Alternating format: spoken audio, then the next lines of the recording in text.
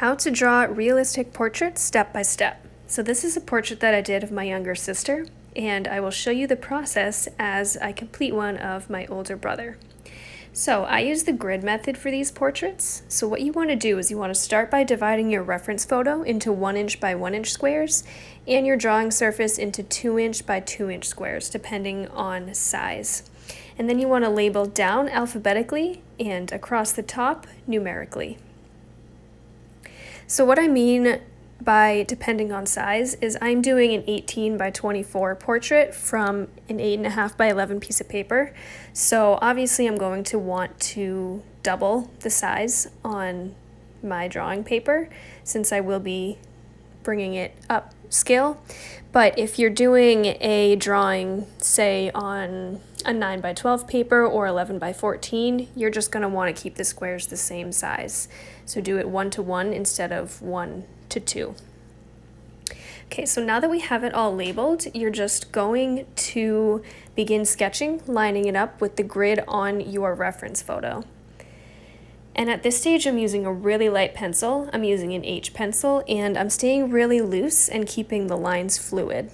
Because you'll notice quickly that as you get into the drawing, maybe you put something in slightly the wrong spot or something like that. So it's important to stay light and stay loose so that you have freedom later in the drawing to move things if you need to.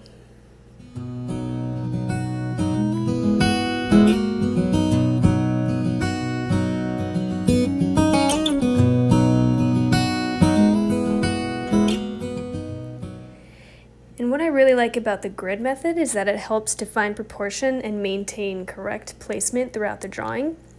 And I really only use this for the preliminary sketch. It just helps me get everything in the accurate spot, but as I start shading and things like that, I just will use my knowledge of anatomy, which we'll talk about as we go on. But this is a really great method to use for just getting the preliminary sketch down on paper.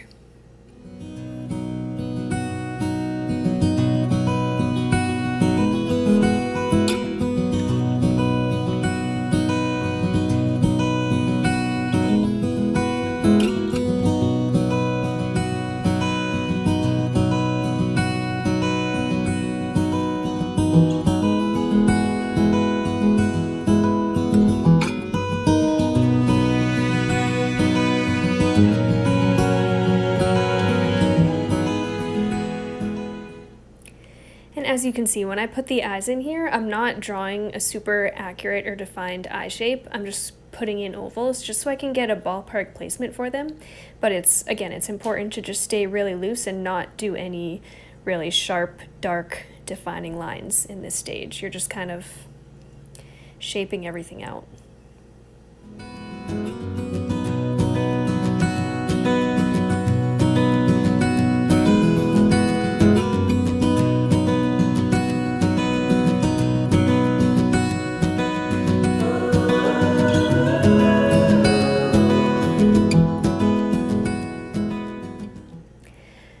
So now that I have the preliminary sketch in, I'm just going to go ahead and put in my midtone, which is the solid shade that you will add and subtract from. So it's not the lightest tone in the drawing, it's not the darkest tone, it's kind of like the midtone that you need just as a base. So I'm still using my lightest pencil here.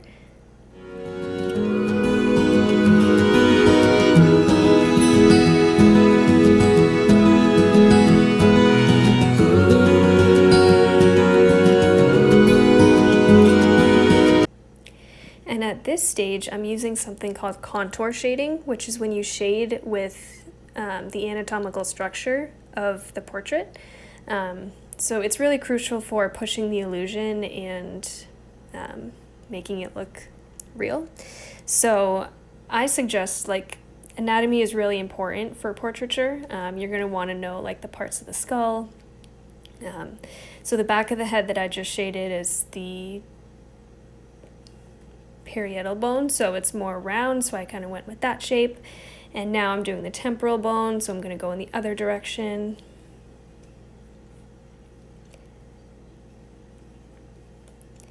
And now around the eye is the orbit, so It's like the eye socket, so to speak, so knowing that too.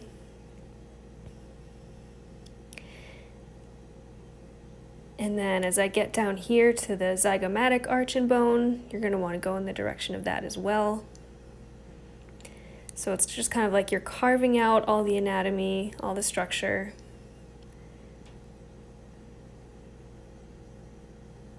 And I can give some references to those in the description. It's just something that I usually have on hand when I'm doing portraits, just so I can know why the shadows are moving the way they are.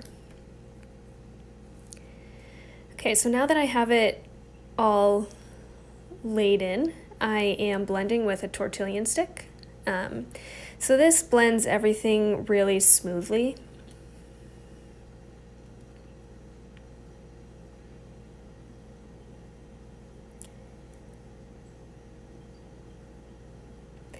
Okay, so what I'm doing now is something called the Indenting Technique, which is when you use any sharpish tool, not sharp enough to rip the paper, obviously.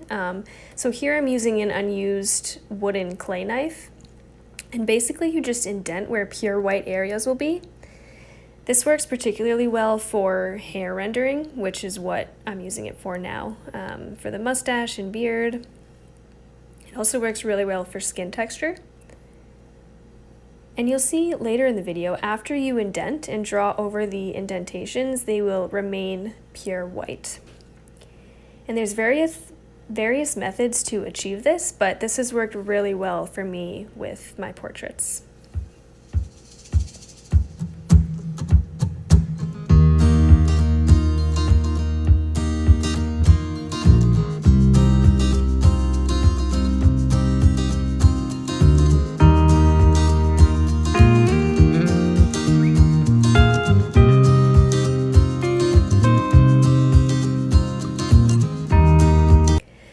Want to take your time with this process and make sure that you really get every area that you want to stay pure white. Just because after you start shading, it's harder to go back and do this, so you want to just get every area in this initial phase.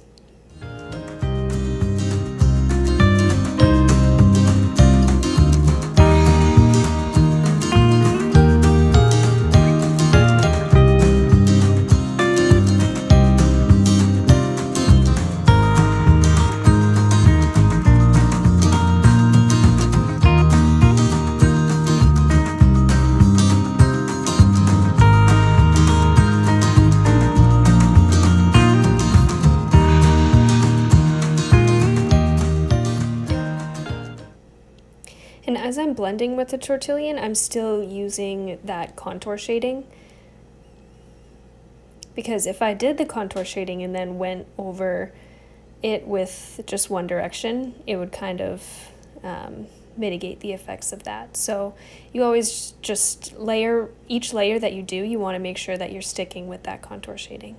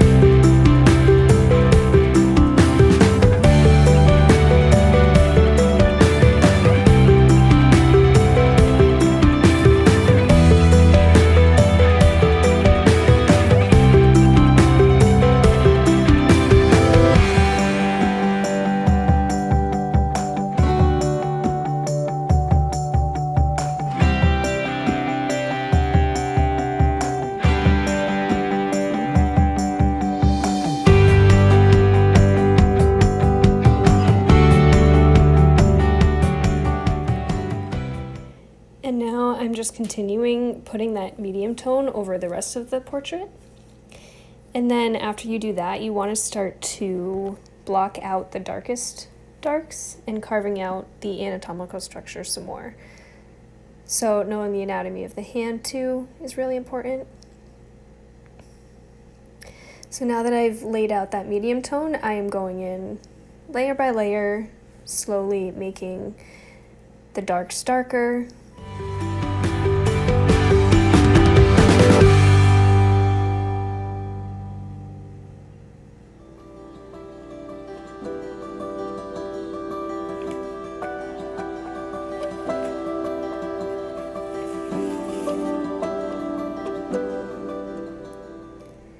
So as I go along here, layer by layer, I usually move up one pencil shade at a time. So starting with H, and then HB, and then 2H, 3H, so on. So each layer, I just go one pencil shade darker just to really slowly build up the value and the layers and the texture.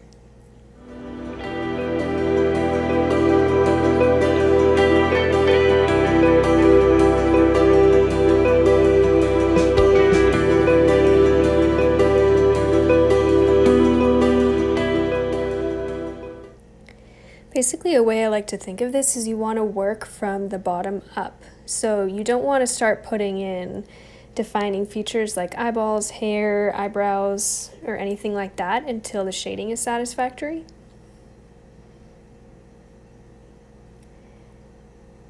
So once you feel like all the shading is good and you've kind of carved out all the anatomy, you can start to put in the things that go on top, like the hair, eyebrows, skin texture. But you always want to start with what's underneath. So it's kind of like you're thinking about anatomy and then shading and then more defining characteristics.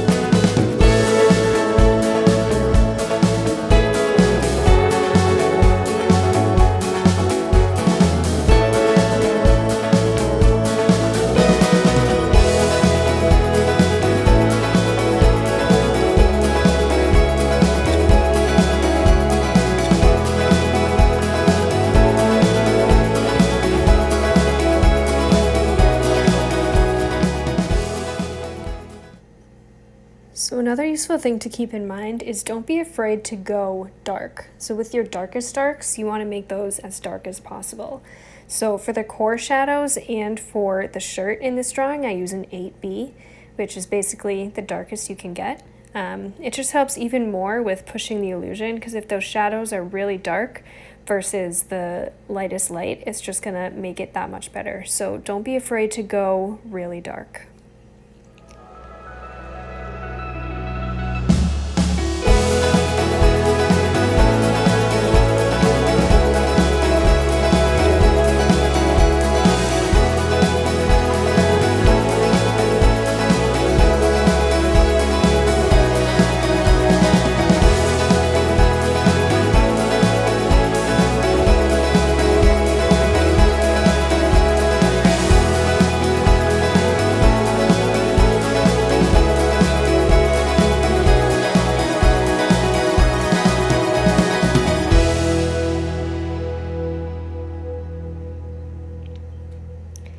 So a good tip for putting in backgrounds is to use the checkerboard effect. So this is where, when the portrait has a dark shadow, make the background light around that shadow, and where the portrait is light, make the background dark. So this just helps push the illusion more and bring out your lights and darks. And great references to look up for this is chiaroscuro sphere sketches, or Stefan Baumann has some great lectures on these on YouTube on using the checkerboard effect. I will put these references down in the description as well.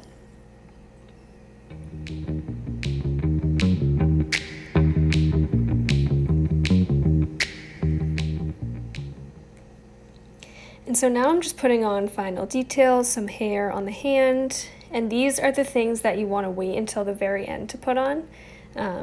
Skin texture, small hairs like this, you want to wait until the very end. These are like the final touches. So I will just put these in, do some more work on the facial hair.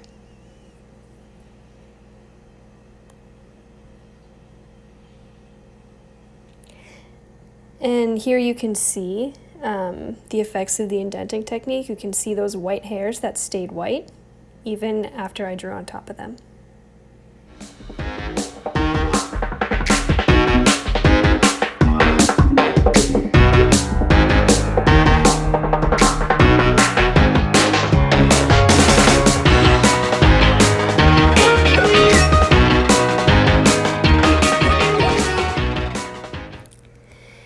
And that is it. I hope you have enjoyed this process video of realistic portraiture.